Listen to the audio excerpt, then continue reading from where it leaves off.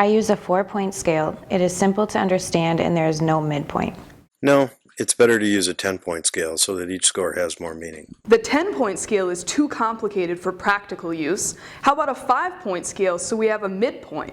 That way, every response will be negative, neutral, or positive.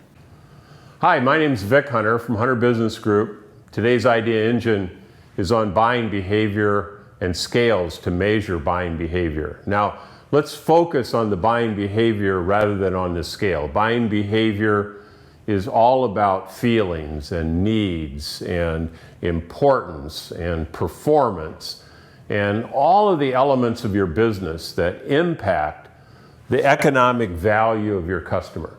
So what we're going to do here is we're going to talk about how do we measure buying behavior in a way that we can score the economic value of things that you do on your customer.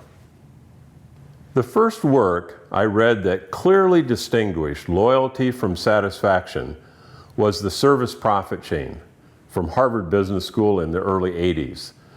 The zone of defection went up to about 3.6 on a 5-point scale, and the zone of affection didn't begin until about 4.3.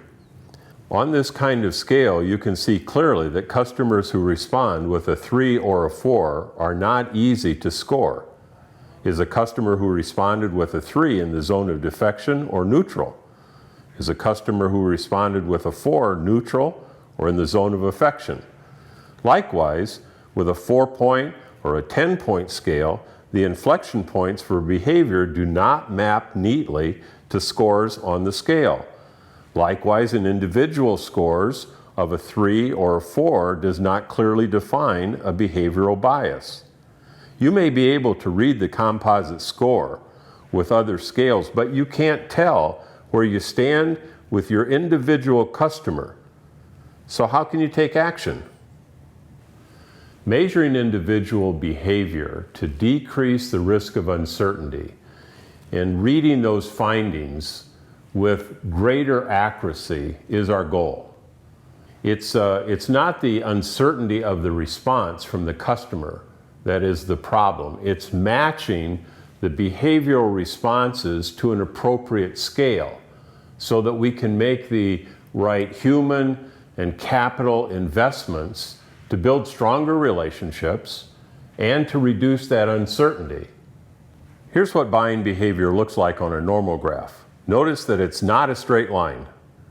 Now, add your scale, and you'll also notice that the zone of indifference is not at the midpoint. In fact, a 3 on a 5-point scale is in the zone of defection.